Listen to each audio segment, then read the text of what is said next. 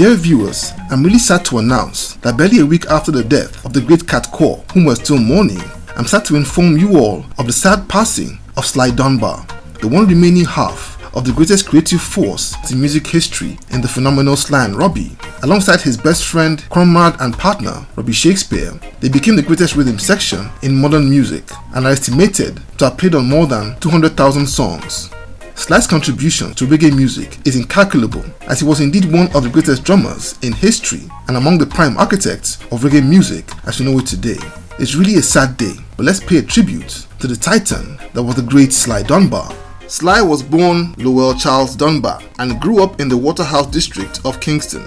He became interested in drums after watching Ken Booth and the Gay Lads perform at a concert at the Trenchtown Comprehensive High School where he was a student. He joined a school band called the Yard Brooms and displayed great talent. He caught the eye of Carlton Barrett, who was then with a band called the Hippie Boys. Carlton Barrett had noticed him drumming on some old cans in the street and recognized something special in the teenager. Barrett tutored young Lowell until he was good enough to join a well-known band that would become known as Skin, Flesh and Bones. It was during that period that he got the nickname Sly due to his great love for the American funk soul band Sly and the Family Stone. Sly and Robbie became friends while playing the nightclub and studio circuits with their respective bands, and they hit it off immediately, becoming inseparable pals and professional collaborators, despite having very different personalities. Sly was a slim, shy, calm gentleman, while Robbie a hefty, no-nonsense tough guy who had even spent some time in jail on a gun charge. In addition to the overwhelming talent, it was their personal chemistry that took their music to another level. In 1975, Robbie recommended Sly to Bunny Lee for Sly to join them in their new studio backing band called the Aggrovators. This was their first outing as team members, and their chemistry was self-evident and even got better with time as they continued to work with the top reggae artists of the day. In that same period, the Hookin brothers were setting up Channel 1 studios and were assembling their own in-house band that would be called the Revolutionaries. The first core of this band comprised of Sly's ex-band, Skin, Flesh and Bones, and Sly repaid the favor by recommending Robbie to the Hookin brothers. Thanks to the genius input of Sly and Robbie, the studio became the top recording outfit in Jamaica. In addition to the high flow of big names that kept on coming to the studio to record, Sly Dunbar made his mark by introducing the rocker style of drumming, which became the reigning rhythm in Jamaica for years to come. To crown it all, the instrumentals on the Mighty Diamonds debut album Right Time helped make it a smash hit and a body of work that is now regarded as one of the greatest reggae albums of all time. Needless to say, the duo were in heavy demand by the top artists of the day in Jamaica. Peter Tosh invited Robbie Shakespeare to play alongside Aston Barrett on his solo debut album Legalize It in 1976. And when it was time to put a touring backing band together, the first people that Peter reached out to were Sly and Robbie.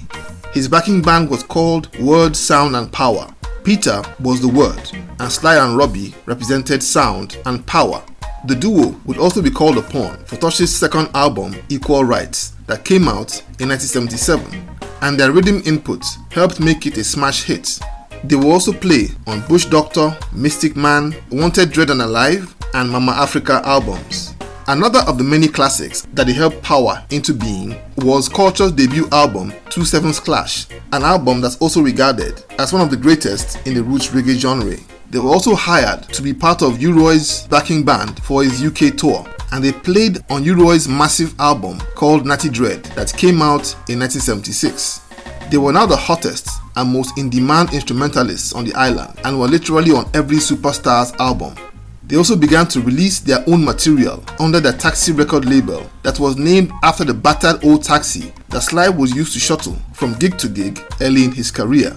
Taxi record label releases featured a slew of star vocalists like Gregory Isaacs, Jimmy Riley, Junior Delgado, and Half Pint. In 1979, Michael Rose would invite the duo to work magic on some songs that Black Uhuru were planning to record for the debut album. The first song they recorded was Guess Who's Coming to Dinner, the second was Shine Eye Girl, and the song that they would put together went into Black Uhuru's 1979 album Showcase, which they also produced.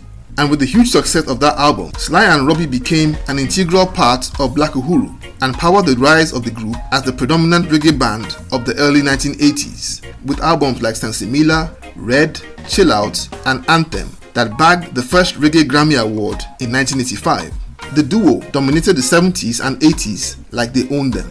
Even with the rise of Ragga and dancehall, which had displaced rich reggae, they still stayed very relevant and busy and in high demand into the 90s, producing and playing for dancehall superstars like Shaka Demus and Pliers on their smash hit album Murder She Wrote, as well as Bounty Killer's 1994 album Down in the Ghetto. They also worked on Shaba's album Ami Shaba in 1995 and many others, including Sizzla's debut album Burning Up and Ini Kamoze's smash single Here Comes the Hot Stepper. Let's not even go into the amazing work they did on Dennis Brown and Garnet Silk tracks. I've intentionally left out a lot of music as there simply isn't enough time in this video to properly highlight all they've done. Their prolific run continued into the 2000s and the pair was extremely busy, crafting lots of hits for artists all over the world, from the likes of No Doubt to even Paris Hilton. The duo of Sly and Robbie bagged 2 Grammys for Black Uhuru's Anthem album in 1985 and their own album in 1998 titled Friends. But tragedy would bring the fantastic duo to a sad end. On the 8th of December 2021, Robbie Shakespeare passed away in Florida at the age of 68 from kidney disease. Despite the passing of his best friend and partner, he would soldier on, doing what he did best. Despite struggling with ill health for more than a decade, he'd been having problems in moving his arms and legs since suffering a slip disc around that time. But being a very quiet person, no one outside his family knew how serious his condition was. That's why it's come as a huge shock to find out that he suddenly passed away in the early hours of this morning, the 26th of January 2026, at the age of 73. A terrible, terrible blow, as one of the greatest musicians to ever walk the earth has gone home to meet his maker. He was a phenomenal artist whose life was well spent, a genius on the drums, gentleman, and all-round wonderful human being, and may his lovely soul rest in perfect peace.